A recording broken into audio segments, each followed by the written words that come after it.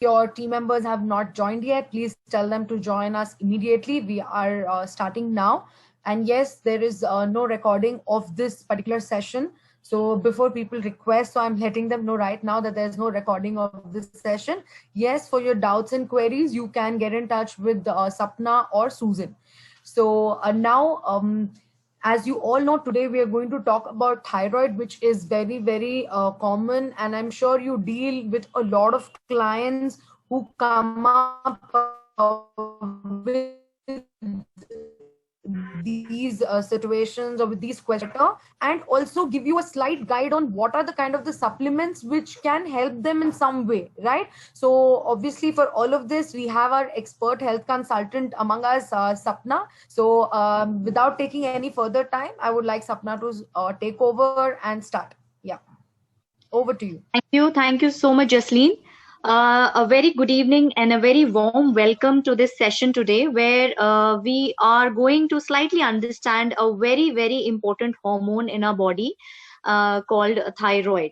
You all must be knowing, and you all must have come across so many people who are having some or the other thyroid related issues, right? So today we'll be understanding more better about it, that what are the symptoms, what are the causes, and how we can manage them with the diet as well as with the help of supplementation also.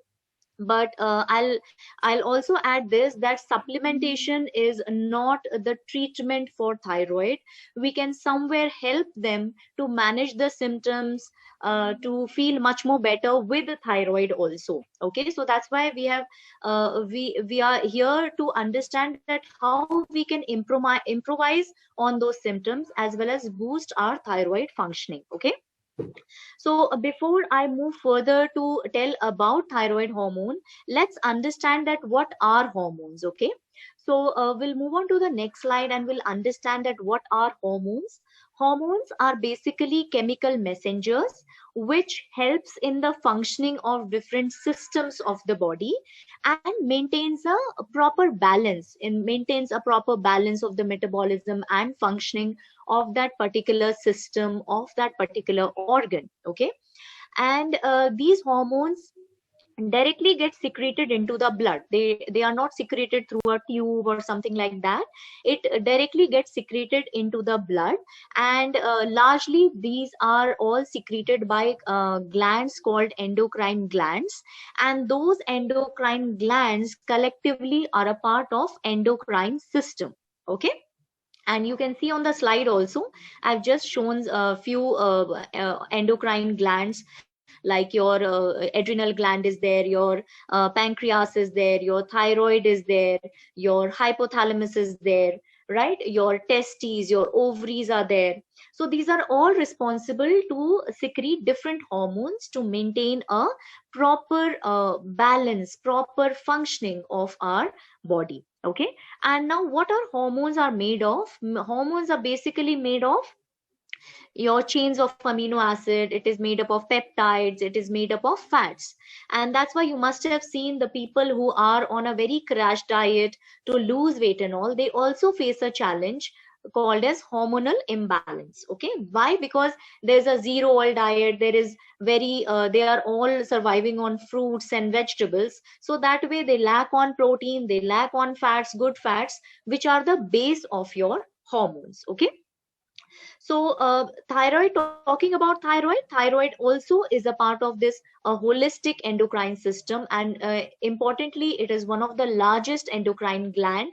It is a pure endocrine gland which secretes thyroid hormone, which plays a very, very important role for all your bodily functions. Okay, now where this thyroid hormone is released from, so moving on to the next slide, you will be able to see the exact position where your thyroid gland is situated. Okay, so you can see in the slide, you're able to see that thyroid gland is basically a butterfly shaped organ located in the base of your neck. So you must have seen when you go to doctor also palpate your neck region just to see that whether your thyroid gland is swollen or whether it's like painful. To assess that also, they palpate the neck region. Okay, so what is thyroid? Thyroid gland is basically a butterfly shaped organ located in the base of your neck. It is a part of our endocrine system, and it releases hormones which has a very, very huge impact on each and every cell and system of yours. How? Because it affects your metabolism, it affects your breathing, it affects your heart rate, it affects your nervous system also.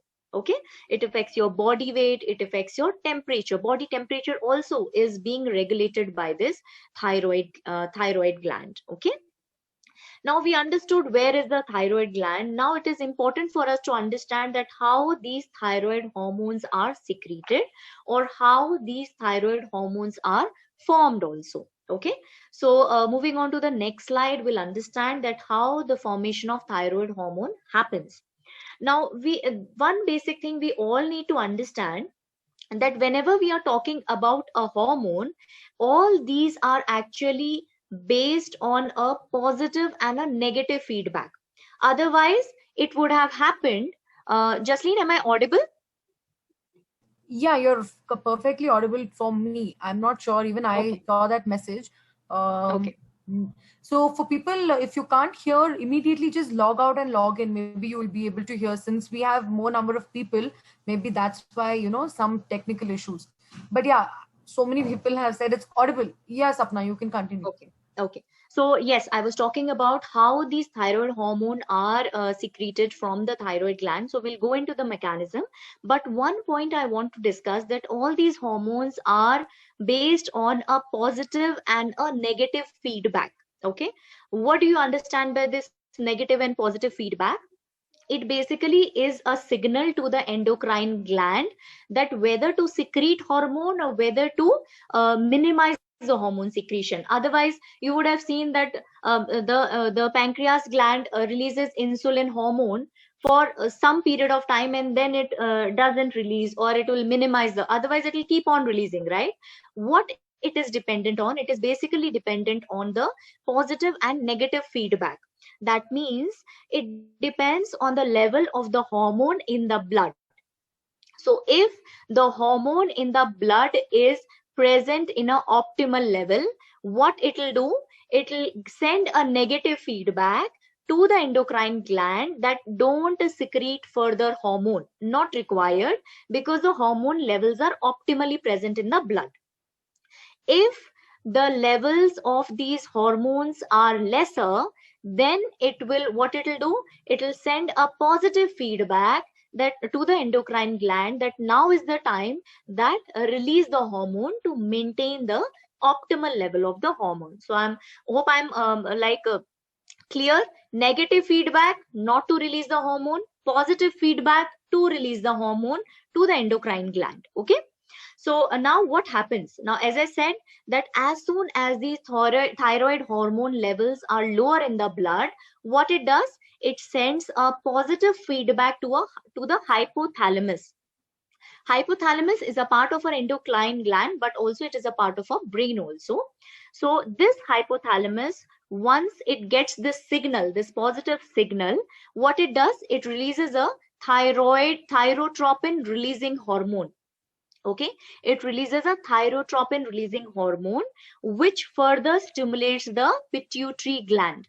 Pituitary gland again is a part of our endocrine system. Okay, so hypothalamus stimulates the pituitary gland, and once the pituitary gland is stimulated, what it does, it basically releases a hormone called thyroid stimulating hormone. In short form we call it as TSH, which you are able to see on the blood test also report, on the blood test report also, right? So TSH is basically getting secreted from the pituitary gland. Okay, now this TSH basically stimulates the exact thyroid gland. Okay, so TSH stimulates the thyroid gland, and in the presence of iodine and tyrosine, tyrosine is an amino acid, in the presence of iodine and tyrosine, it releases two hormones. So thyroid gland releases two hormones. One is called as T3 and second is called as T4. Okay, T3 is the active form and T4 is the inactive form. Okay, now out of whatever quantity of hormone is released, only 20% is the T3, that is the active form, and 80% is the inactive form. Okay, so the active form directly reaches to the target cells and starts functioning, but the T4, that is the inactive form, what it does, it reaches to the liver and kidney, and there it further gets converted to the T3, which is the active form. Okay, so I hope I'm clear. Hypothalamus gets stimulated, releases thyrotropin releasing hormone, stimulates the pituitary gland releases TSH stimulates the thyroid gland releases two hormone, T3 and T4. T3 is the active form, which is released in less quantity. T4 is the inactive form, which is released in more quantity. T3 targets the goes to the target cells and starts functioning. T4 goes to the liver and kidney and then converts into T3 depending on the requirement of the body. Okay, so this was the whole mechanism of how this thyroid hormone is released from the thyroid gland. And so moving on to the next slide, we'll also understand that what are the important functions of this thyroid hormone. Okay, so Jasleen, moving on to the next slide. So we need to understand this thyroid hormone has an impact on all our major systems. It has a major impact on your metabolism. In fact, it contributes to 60% of your metabolism and the daily caloric burn. That's why you must have seen when you're suffering from hypothyroid, you tend to gain a lot of weight, right? So functions of thyroid hormone includes it affects your metabolism, it improves your energy levels. It also helps in maintaining your body temperature. So you must have seen the people who are into hypothyroid and hyperthyroid, they are very sensitive to cold and heat, right? It also has an effect on your heart rate and blood flow. It is also responsible for your bone health. Why? Because there is a hormone that releases from your thyroid gland called as calcitonin that mainly affects your bone health. Okay, thyroid hormone also has an impact on your brain development, on your mental health, and on your reproductive function also. Okay, so overall, if you can see, it is actually affecting each and every cell and each and every system of yours. Okay, so moving on to the next slide. So basically, when we talk about thyroid hormone, there are two conditions majorly depending on the levels of thyroid hormone in the blood, and also how active or underactive your thyroid gland are. So majorly there are two conditions. One is called as hypothyroid and the other one is called as hyperthyroid. Okay, I will be talking mainly about hypothyroid, but yes, I'll just give one slide also to understand about hyperthyroid as well, so you can clearly see the difference in the symptoms. Hypothyroid basically slows down your metabolism, right? So it slows your heart rate, it slows your metabolism, your body tends to cool because the temperature is not getting regulated. You will feel very cold extremities. Okay, less heat production happens, your energy levels drops down, you start feeling constipated.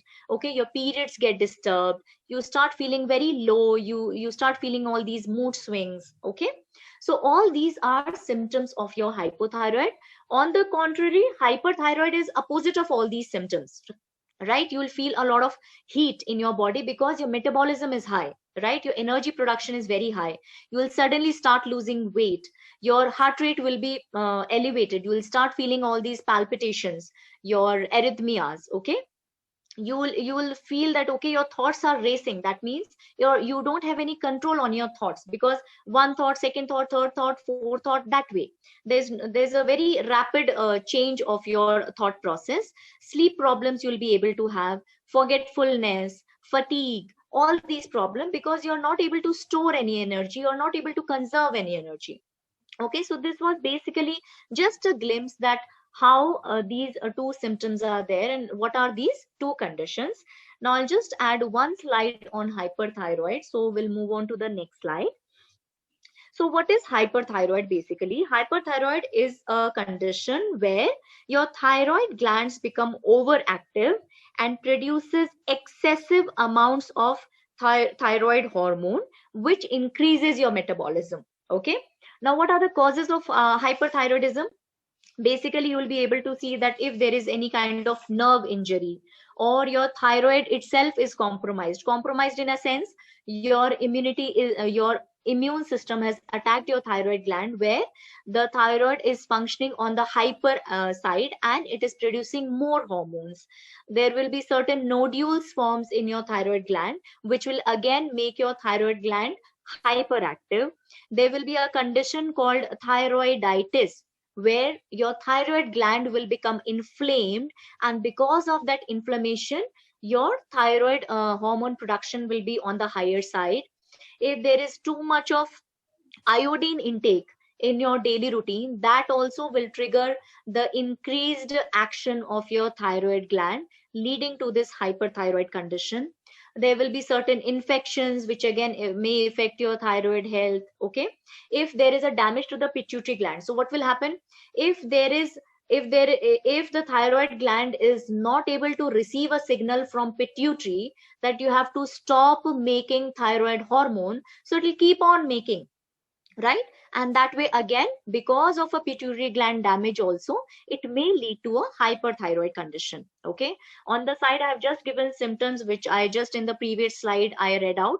Your fatigue, you'll be able to see weight loss, you'll be feeling a lot of sensitivity to cold, you'll not be able to take cold. Okay, depression, memory problems will be there, hair loss, muscle pain, trembling hands, infertility, cardiac arrhythmias. Okay, breathing rate will be higher. So all these symptoms you'll be able to see, and you can see in the picture, you'll be able to make out at once only that the person is having a hyperthyroid condition. You'll be able to see bulging eyes, you'll be able to see a swollen thyroid gland, right? So that way you will be able to make out a difference. Talking about the management with the supplementation also, we cannot do much about hyperthyroid, because when we talk about supplementation, you are able to see that we all are having supplementation which will boost your metabolism, and here the condition is itself metabolism is on the higher side, right? So basically when you are talking about management of hyperthyroid, it will be mainly surgical thyroidectomy, or will be a radiotherapy, right? So medical intervention is required in hyperthyroid condition. Otherwise the doctor will be giving medications which will be slowing down the functioning of your thyroid gland. Okay, so supplements may be symptom wise you can still give, but you will not be able to see very good results compared to hypothyroid. In hypothyroid, if you're supporting the person with the supplements, you'll be able to see significant changes in the person's symptom also. Okay, so this was all about hyperthyroid. Now we will move on to our main talk, that is your hypothyroidism. Okay, so what is hypothyroidism? Hypothyroidism is basically when your thyroid gland is underactive and is not able to produce enough hormone to take care of your metabolism and other systemic functions. Okay, where your gland is not able to function properly. When the gland is not able to function properly, it is not able to release hormones which are able to meet your body's requirement. Okay, so that way, that is the condition called as hypothyroidism. Okay, now we'll move on to the next slide, where we'll be able to understand what are the types of hypothyroidism. Okay, so there are 4 types majorly, depending on which organ is not able to function properly. Okay, because there are 3 glands responsible for this thyroid functioning. So whichever gland is not able to function properly, depending on that, it is divided into 4 types. First is your primary. Primary is a condition where the problem lies in the thyroid gland itself. Okay, where that also is again 2 types. 10% of this primary hypothyroidism will be because of iodine deficiency, but these days, because our all foods and all especially salts and everything are already iodized, those conditions are seen very less. 90% of the primary hypothyroidism will be related to your autoimmunity. That means your immune system is not is attacking your thyroid gland, and that's why your thyroid gland is becoming inactive or underactive, you can say. Okay. Now, what is secondary hypothyroidism? Secondary hypothyroidism is basically when you have a problem in your pituitary gland, right? Because we have seen that pituitary is the gland which stimulates the thyroid gland, right? So if there is a problem, like imagine there is a tumor, or imagine there is some problem, or there's an infection or something, and that's why your pituitary gland is not able to function properly. So what will happen? It will not be able to stimulate the thyroid gland, and that's why it will become underactive. Okay. Tertiary is basically when there is a problem in hypothalamus. Okay. When there is a problem in hypothalamus, that is called as tertiary hypothyroidism. And the last is your quaternary. Quaternary is basically the hormone levels and everything is fine, but the tissues, the target tissues are not responding to that thyroid hormone. That is called as quaternary hypothyroidism. Okay, so these were all types of thyroidism. Now we'll move on to the next slide, factors affecting thyroidism. So first is basically a radiation therapy. So imagine because of some reason, maybe because of a nodule or because of a tumor, you have undergone a radiation therapy near your neck region. So that may affect your thyroid gland, and that may make your thyroid gland underactive. Secondly, gender. Definitely, if you are a female, female are more prone to get this hypothyroidism condition. If you have a history of autoimmune disorder, because hypothyroidism also, I said that 90% of the cases are basically related to autoimmune only. So if you already have autoimmune disorder, like maybe a rheumatoid arthritis, your chances actually increases of getting a hypothyroid condition. Okay. Treatment of hyperthyroidism. So you were a hyperthyroid person and you underwent a surgery, or you underwent a radiotherapy. So that also may lead to a condition where your thyroid gland becomes underactive. Definitely it will become underactive because the surgery and radiation therapy was supposed to make it underactive. But in some cases, it may become too much underactive. Okay. Drugs and medication. So drugs like cough medication and the diabetic medication, that may also lead to a long-term usage, may lead to hypothyroidism also. Okay. Now moving on to the next slide, we'll understand that what are the symptoms of hypothyroidism. Okay.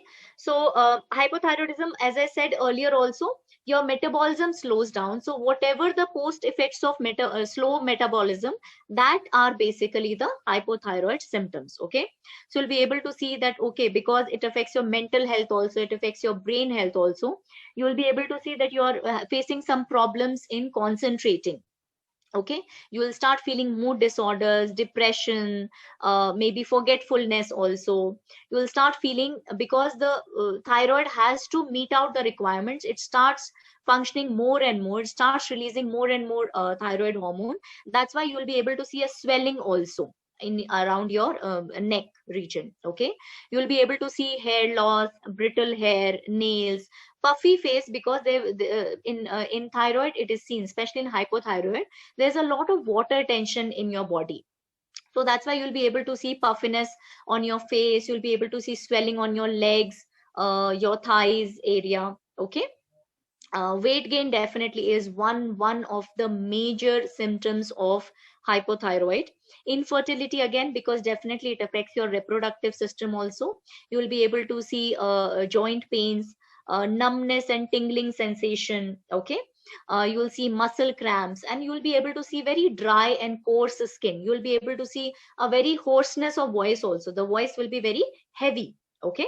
So these were basically the symptoms. So now we understood what is hypothyroidism, what are the types of hypothyroidism, what are the factors that affect your hypothyroidism, and what are the symptoms. Now we'll move on that what are the thyroid levels, like what are the normal thyroid levels. So when we talk about normal levels, you always have three parameters. First is your TSH, second is your T3 and T4. Okay. So when you are seeing a blood report, you need to see that your TSH levels should be on the lesser side, and your free T4 and T3 should be slightly on the higher side. Okay, because the presence of T4 and T3 only are going to give a negative or a positive feedback to the gland, and accordingly the gland will function. So if your TSH is towards the like below 2.5, this is good for your thyroid. That means your thyroid functioning is happening properly.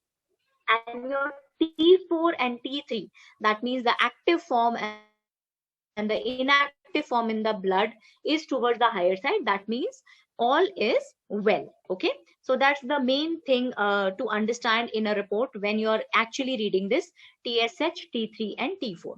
So this was all about hypothyroidism. Now we'll slightly understand that how we can take care by nutrition and supplementation also. Okay, so we'll move on to the next slide and we'll understand that what are the don'ts, because we all have the things that yes, with thyroid you have to definitely take care of these things you should not be having. Okay, and that's why I'm discussing this today. So first is your basically soya. Okay, so your soya products like your soya sauce, soya chunks, soya attas, these are mainly to be avoided because these are manufactured at a very huge scale. So it cannot happen that they are grown very organically and all. They are all genetically modified soya products, and definitely it has a effect on our immune system when we are consuming those. Okay, now, talking on the same topic, I would like to discuss one thing, that it was known that yes, soya products affect badly your thyroid hormone production as well as utilization, which was told to us according to the 1959 research. Okay, but according to the recent research in 2003 as well as 2013 and 2015, it is said that if you're taking a organically grown soya product and you're maintaining a gap of 4 hours between your hormone medication and your soya intake, then definitely, and you're taking in moderation, then it is not going to it is not going to put much higher effect on your thyroid levels. Okay, but again, that also depends on person to person. So one person with hypothyroid taking a soy product may not be very sensitive, but the other person who is on thyroid medication and taking soya products may be sensitive also. So for those cases, we also have a protein called whey protein. So definitely you can suggest that. But till you are maintaining a 4 hours gap, you can take our all plant protein powder also. And two servings of soya product is considered to be safe. Okay, unless and until you're maintaining a gap of 4 hours. Okay, now second point is your grains. So generally it is seen the people who are having this hypothyroid condition, they also have a condition related to your gut, related to their gut. Their gut doesn't function well. So it's mostly towards your constipation, it's mostly towards your indigestion. For those people, if they can slightly like skip the gluten part and see that how their gut is functioning, because sometimes because your body is undergoing a lot of inflammation.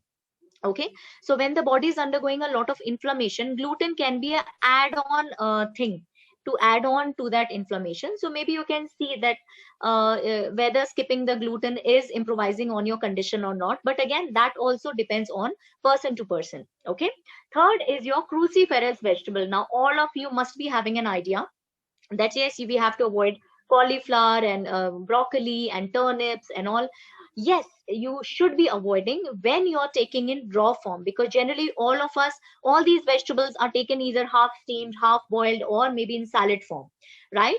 So yes, you have to avoid these when you're especially taking it raw form, because these are having a content called as goitrogens, which definitely interfere with the thyroid functioning. Okay, thyroid hormone utilization. So that's why you should avoid if you're taking it in raw form. But when the same vegetables get cooked, it actually deactivates all these goitrogens, gets deactivated, and you can take it in minimal quantity. It's not that you cannot take it at all, but cook it properly and take it in minimal quantity. Okay, fourth point, very very important, your caffeine. Very important, because generally what we all are having a habit that yes, we have taken a thyroid medication, then we maintain a gap of 30 to 40 minutes, and then we have a coffee. right? But we have to understand that caffeine blocks the absorption of your thyroid medication. So minimum a gap of 3 hours is required if you are already on a medication and you want to have a coffee also. Okay, very important.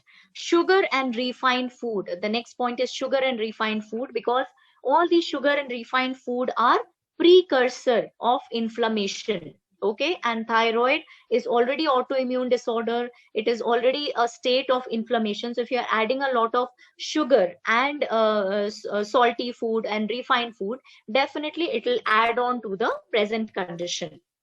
Okay, fruits like strawberries, pears and peaches has to be taken in moderation, because again the presence of goitrogens, and especially the vegetable oils. Vegetable oils basically block the thyroid hormone transport and utilization. So especially the people who are having hypothyroid condition should not be using vegetable oils. For them, coconut oil and olive oil are the best. Okay, along with that, I'll just discuss one more point. The salt intake, that also has to be restricted, because as I said, thyroid people are having a lot of salt and water tension. And flax seeds again has to be taken in moderation. We all know we are now into a habit of taking flax seeds in our routines. Many of us must be introducing that. Flaxseed should not be taken more than 1 to 2 teaspoons on a daily basis, especially for the hypothyroid people, because that contains a content called as cyanogen, okay, which may hinder the absorption of iodine, which is again very important for the production of your thyroid hormone. Okay, and that way these are the don'ts, and now we'll move on that what can be done with the do's. Okay, what can be done in a condition of a hypothyroid, how we can take care of the with the diet part. Okay, so first do's may we have to keep a check on the weight. Okay, because we all know because of low metabolism we keep on gaining this weight. So when we keep a check on weight, it is seen, the research says that obese people may see an improvement in thyroid functioning after weight loss. It's a simple logic that your thyroid gland is designed to take care of a weight of 65 kg. Now, with the same thyroid gland, if you're gaining 20 kg extra, that means you are at a weight of 85, definitely it will start disturbing the thyroid functioning. So that's why keep a check on your weight. Okay. Secondly, exercise. I'm not going with the nutrition you are able to see. I'll go with those points also, but I'm giving you general points as well. Exercise. Patient on thyroid medication, it is seen that patients on thyroid medication, if they exercise 1 hour per day, experiences a reduction in TSH and increase in the T3 and T4 levels, which is a good thing, because as I said, TSH should be lesser and T3, T4 should be higher. So exercise is actually helping you to do that. Okay. Intake of healthy food. So in the nutrition, in the list also you're able to see that I've added avocado, fish, olive oil, right? All other your coconut oils. These are good fats. Intake of healthy fats is very, very important, because we all know that all our hormones are based off fat. Okay, a base of all hormones is fats only. And especially in coconut oil, why it is important to use for hypothyroid, because there is a content called caprylic acid and lauric acid. Okay, coconut fats has a content called caprylic acid and lauric acid, which basically boosts the thyroid health and improves your metabolism also. Okay, the same way for olive oil also. Overall, we all know that olive oil is healthy fat, and especially the omega-3 fatty acids basically trigger the hormonal pathway, the thyroid hormonal pathway. It basically triggers, it stimulates, it keeps it healthy, so that all the glands are healthy and the thyroid functioning is happening better. Okay, intake of protein, intake of good protein is very, very important. Now, what kind of proteins? Your fish, your egg, your chicken. Okay, why chicken? Because it is specially rich in tyrosine, and we heard in the formation of thyroid gland that tyrosine is important for the formation of thyroid hormone. So chicken is basically rich in tyrosine, which is important for the thyroid hormone function. Fish again is rich in omega-3 fatty acids, and eggs also are very good because it is rich in selenium and iodine. Okay, selenium has an antioxidant effect, and iodine, again, as I said, it is very, very important for the production of your thyroid hormone. Okay, and protein, actually overall it is important because it is very important for the transportation of thyroid hormone. So intake of, so generally it's a myth, like you cannot take protein at all for thyroid. No, you have to take protein, but it should be coming from healthy proteins. Now if you are taking a chicken but it is a butter chicken, then definitely it is not going to help you. Okay, because all the nutritional values will definitely go down, right? Now, usage of prebiotics. Now, prebiotic again is very important, like I've listed in fermented foods also.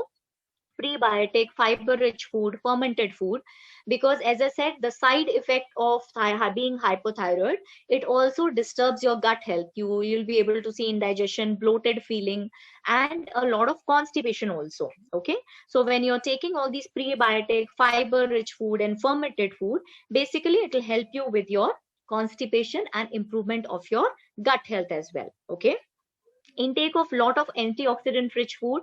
So as I've said, lemons, all your vegetables, all your apple cider vinegar, these are all very important to maintain a good amount of antioxidants so that your immune function, your thyroid functions are happening proper. Okay, and usage of spices, anti-inflammatory spices like all your cinnamon, ginger, garlic, chamomile, turmeric. These are the spices which will again help you not only to improve your metabolism, but also to take care of your weight loss, to take care of your thyroid functioning, all those things. Okay. And the last one's just small pointer: hydrate yourself well, because when you're hydrating yourself well, the circulation is happening properly and all your hormones are reaching to your targets in a much more better way.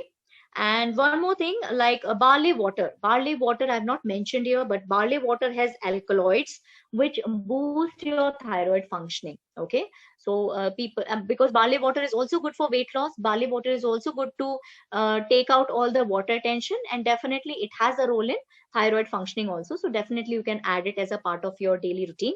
And we do have this thyroid boosting juice, your apple, your pineapple, your beetroot, your carrot, because these are all antioxidant rich food. These are all vitamin C rich food, right?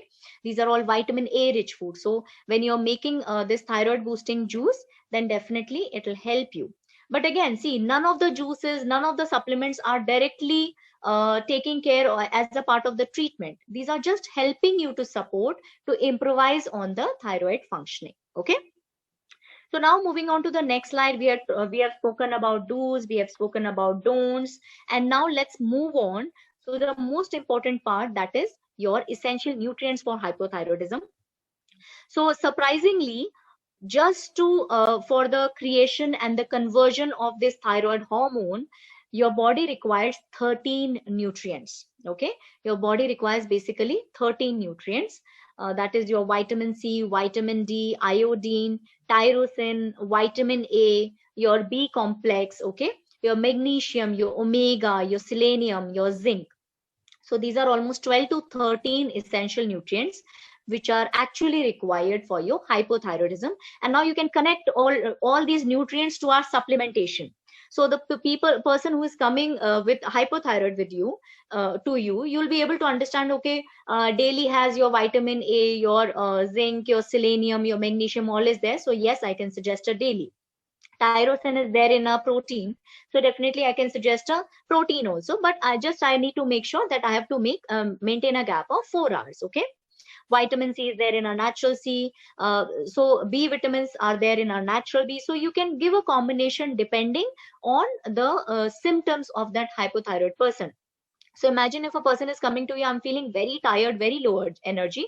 You can definitely give a combination of protein, daily omega, natural B that way, because natural B will also help to boost the metabolism as well as make the person feeling more energetic.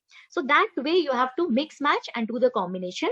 A person is coming for weight loss, then you can give protein, daily omega, body ki shake, the weight loss plan. So that way you can go further. Okay, so I'll just point out few supplements which you can give for the hypothyroid person.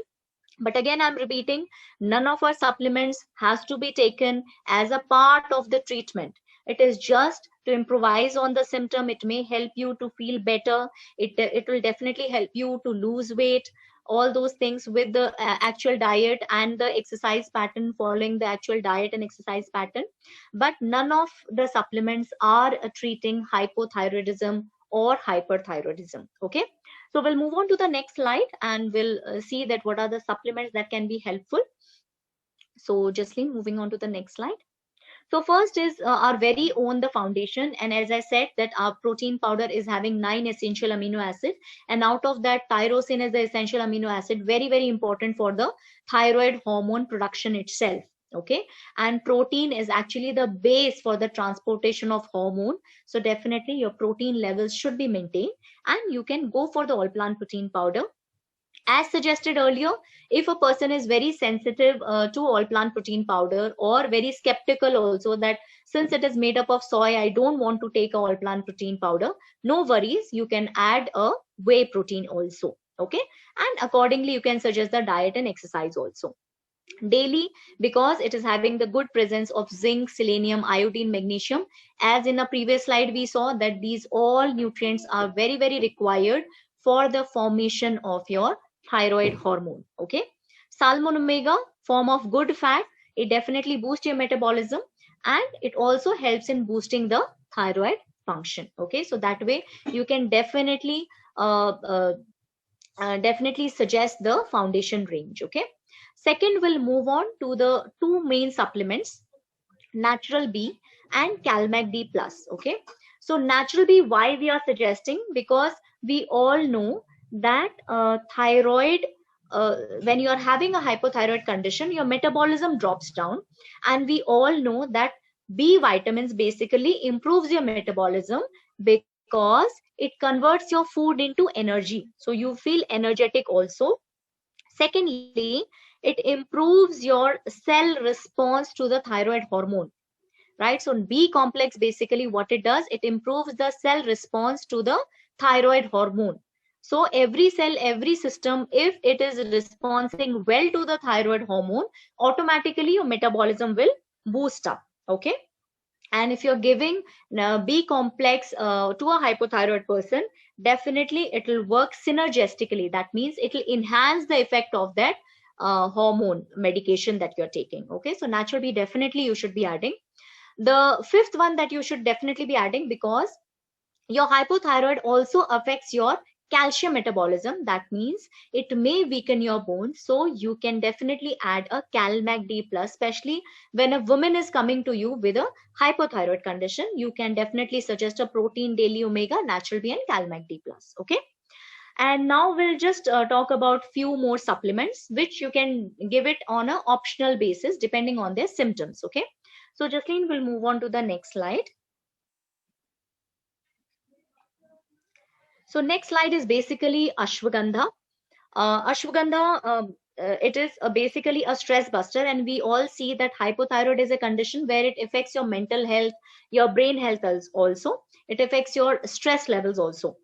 So ashwagandha, we know it is definitely a stress buster, and so in a study, in an 8-week study in 50 people, it has actually shown when you are giving ashwagandha to a hypothyroid person, it has showed improvement in the T3 by 41.5%. That means the T3 has improved. The T4 has improved by 19.6%, and the TSH has decreased by 17.5%. So overall, if you can add ashwagandha, if a hypothyroid person is coming to you and telling that I'm having a lot of mood swings, I'm not able to sleep, I'm very stressed out, I'm very depressed, so what you can do is you can add protein daily omega, Natural B and ashwagandha. That way you can mix match and do it, and definitely ashwagandha has an effect on your stress levels also, your sleep also. So all these are additional benefits of ashwagandha when you are taking care of a hypothyroid person. Okay, and the last two, as I told, Jasleen will move on to the last slide.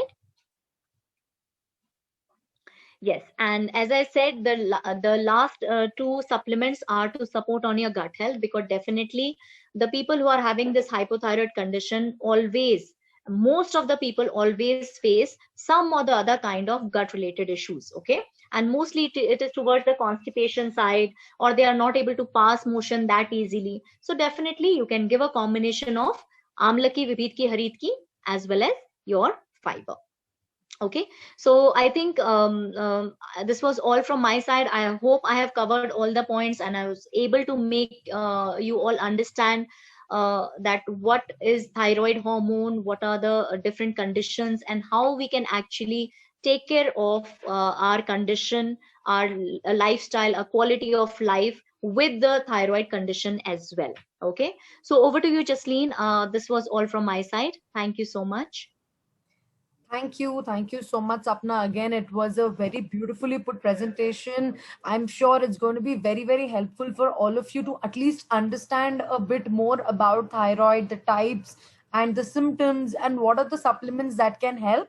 Yes, for people who are asking here for the dosage, we are not going to mention the dosage here because it is a common platform. You can get in touch with Sapna, who's our expert health consultant, or you can even get in touch with Susan. You can speak to them and they will recommend the supplements depending upon the lot of other reasons. Okay, so we are not going to be giving out the dosage here, but yes, if you have any other general question, put it on the chat box. We will be happy to answer. Okay, so yes, Sapna, lot of feedback, lot of thank yous for you for sharing all this information.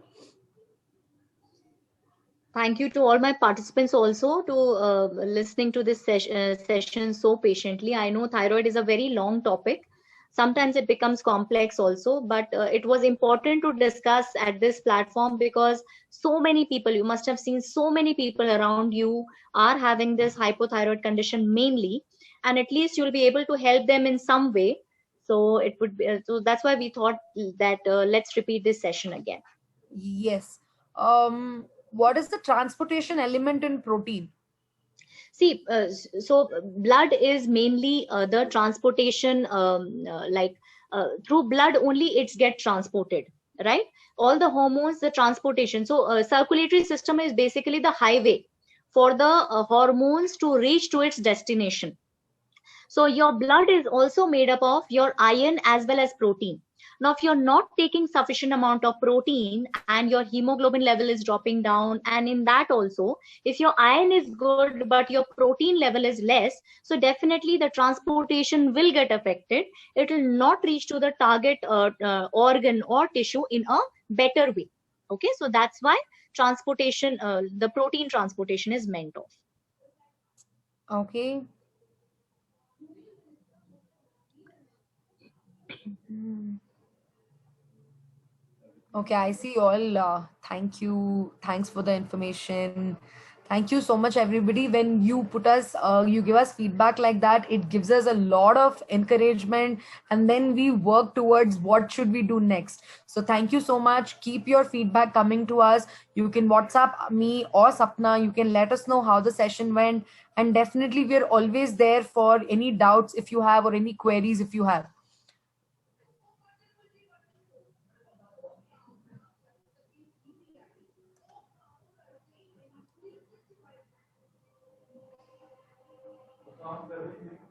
Sapna, you can also see for some questions. मुझे तो I'm Yes, not. I'm seeing, but it's moving so fast.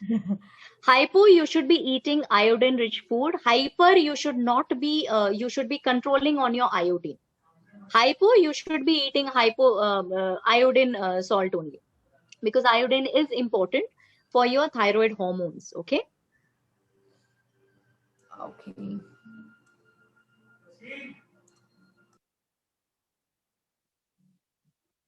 So explain the levels of TSH, T3 and T4. So whenever we are talking about hypothyroidism, your TSH should be lesser and your T3 and T4 should be higher. That shows, see, imagine if T3, T4, if it is higher, it shows that it is available in the blood in good quantity. Okay. So that's why TSH level should be lesser and T3, T4 level should be higher when you are seeing the blood report.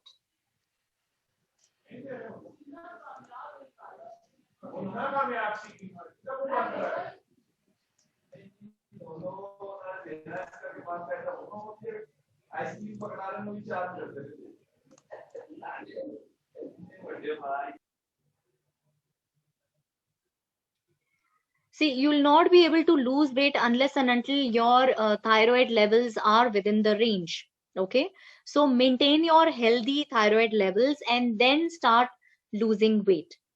Okay, because it will become very difficult if your thyroid levels are not under the levels, in the levels. Okay, so try to maintain that and then you can go further with the weight loss, because only weight loss, uncontrolled thyroid levels, it becomes very difficult. See, hyperthyroidism, as I said, that you can just see as per the symptoms, but yes, in hyperthyroid, the person may not be able to see very significant result, because imagine it's a high metabolism. If you're giving CoQ10 also, it's not going to help the person a lot. Okay, or if a person is having a hair fall, if you're giving a biotin cherry plus, you may not be able to see significant result as compared to hypothyroid, right? Because hypothyroid, we are able to improve the metabolism. In hyperthyroid, we have to reduce the metabolism, which becomes very difficult.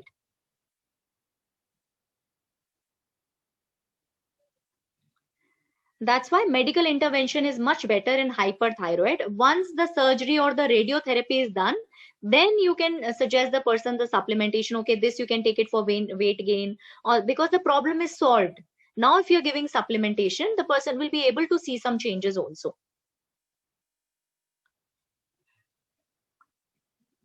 Any transition from medication dosage and everything has to be done with the consent of the doctor only, not by yourself. Okay, because these are hormones. We cannot play with the hormones, because every hormone has a very huge impact on so many system of yours, right? So it's always better consult your doctor and tell that I have lost this much of weight and my thyroid levels are very much in the range. Can I reduce this much? So doctor themselves will be telling that now you don't require this much of dosage, you can reduce the dosage to this much, but should be coming from the doctor.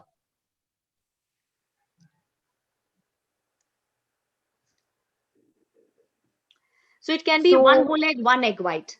If it is like you can have whole egg or not only white, you can have one whole egg, one egg white. Yeah, so Sapna is just looking out for questions. So I have given Sapna's and Susan both the numbers I've given, because sometimes we have seen that after a session, one person gets bombarded with a lot of queries. So I'm giving you both the numbers. Please do not expect them to give you immediate consultation. They will give you a time slot. You can then take the consultation and then suggest products for yourself or your clients. I hope you all have got their number. So we have a lot of sessions. So I just thought I'll take this 2 minutes to tell you we have a lot of sessions. See, if you're taking vitamin D for vitamin D deficiency, so finish the course and then you can continue with our CalMag D. But if you are already having a vitamin D deficiency, then our CalMag D will not be sufficient to meet those requirements. Because when you are having a vitamin D deficiency, you need to take 60,000 international unit, wherein our CalMag D is only 400 international unit, right? So that's why if you are having a vitamin D deficiency along with hypothyroid, please do complete the course of your vitamin D and then you can switch to our CalMag D so that the relapse is not happening.